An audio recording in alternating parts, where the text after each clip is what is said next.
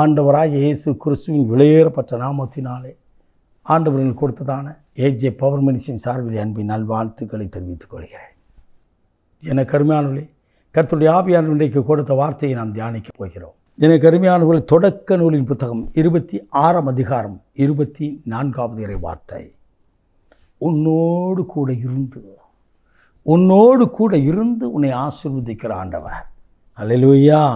தேவன் பேசினார் அன்று ராத்திரி வேளைகளை, பயப்படாதே, நான் உன்னோடு கூட இருந்து என் ஊழியக்காரன் ஆபிரகாம் நிமித்தம் உன்னை ஆசீர்வதித்து உன்னை பெருக பண்ணுவேன். அன்று ராத்திரி வேளையில் தரிசனமானவர். எப்பொழுது ரகபாத் உண்டானதோ, எப்பொழுது அவர்கள் தகப்பனார் ஆபிரகாம் தோண்டின அந்த கிணறை விட்டுவிட்டு, அந்த துறவை விட்டுவிட்டு, அடுத்ததாய் தோண்டும் பொழுதும் பிரச்சனை வந்தது விட்டுவிட்டு, அடுத்ததாய் தேவனால் ஊற்றப்பட்ட அந்த ரகபாத் நடந்தபோது பின்பதாக கர்த்தருடைய ஆவியானவர் பேசினார். எப்பொழுது ஒரு மனிதன் தேவ மனிதனாய் அதை விட்டு கொடுக்கிற மனம் வரும்போ, அப்பொழுது கர்த்தருடைய ஆவியானவனை ஆசீர்வதிக்க ஆரம்பிப்பார். அல்லேலூயா. எங்கள் அம்மா இப்படி சொல்லுவாங்க, விட்டு கொடுக்குறவன் கெட்டு போக மாட்டான்னு சொல்லுவாங்க, அடிக்கடி சொல்லுவாங்க. எனக்கு அருமையானவர்களே, கர்த்தர் சொன்னார் 28வது இறைவார்த்தையை, நிச்சயமாக நான் உன்னை ஆசீர்வதிப்பேன். 27வது வசனம் சொல்லுகிறது, அவனை துரத்தி விட்டவர்கள், அந்த இடத்திலிருந்து துரத்தி விட்டவர்கள் தான் கர்த்தர் மெய்யாக உன்னோடு கூட இருக்கிறான்னு சொன்னார்கள். இன்றைக்கு உங்கள் கூட இருக்கிறத உங்கள் பகுதியில் இருக்கிற ஜனங்கள் காணணும். அவருக்கு எந்த இடத்திலலாம் தலை குனிந்திருக்கீங்களோ, எந்த இடத்தெல்லாம் தள்ளப்பட்டிருக்கீங்களோ, எந்த இடத்தெல்லாம் தூக்கி வீசிட்டு இவன் எதுக்கு உதவும் அப்படின்னு சொன்னாங்கள்ல, அவங்க மத்தியில் தான் கர்த்தர் உங்களை உயர்த்துவார். அல்லேலூயா. பொருளாதாரத்தில் உயர்த்துவார், உங்கள் கையின் பியாசங்களை உயர்த்துவார், ஜபத்தில் உயர்த்துவார், நீங்கள் உபாசிக்கும் போது பதில் கொடுத்து உயர்த்துவார், உங்கள் சிரசை உயர்த்துவார், உங்கள் குடும்பங்கள் உயரப்படும். ஆம், அது எப்பொழுது கர்த்தர் உங்கள் கூட இருக்கும் பொழுது. ஆம், என கருமையானவர்களே, மோசே இடத்துல ஆண்டவர் பேசினார்.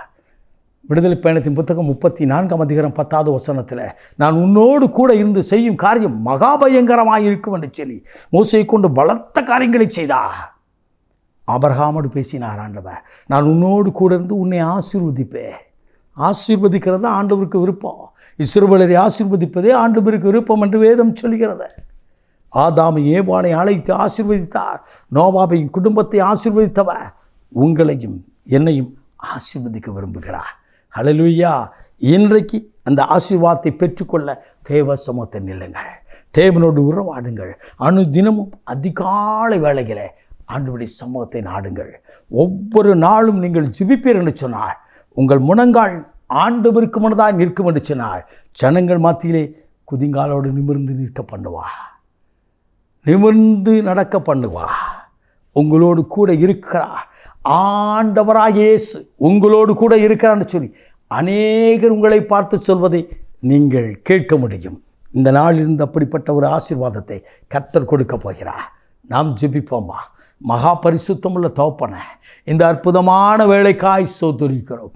இன்றைக்கும் தகப்பனே, என் வாழ்க்கையில் இப்படிப்பட்ட காரியம் நடக்கிறதுன்னு சொல்லி கண்ணீரோடு நின்று வேதனையோடு நின்று ஜெபிக்கிற ஒவ்வொருவர் கண்ணீரை துடைத்து கர்த்தர் கூட இருந்து ஈசாக்கோடு ஆபிரகாமோடு யாக்கோப்போடு இருந்து நீர் ஆசீர்வதிக்கிற தேவன் என்பதை விளங்க பண்ணினது போல உம்முடைய ஜனத்தின் கையின் பிரயாசங்களோடு வெளிப்படுவீராக. தகப்பனே, கடன் பாரங்கள் மாறட்டும். தகப்பனே, உழைக்கின்ற அந்த ஆசீர்வாதத்தில் மீதி துணிக்கல் எடுக்க கிருபை பாராட்டும். படிக்கின்ற பிள்ளைகளுக்கு ஞானம், கல்வி, அறிவு, ஒழுக்கத்தோடு வளர கிருபைதார். அப்படியே செய்வதற்காக நன்றி. ஆசீர்வதியும் இயேசு கிறிஸ்துவின் விலையேறப்பட்ட நாமத்தில் ஜெபிக்கிறோம் ஜீவனுள்ள நல்ல பிதாவே. ஆமென். ஆமென். God bless you.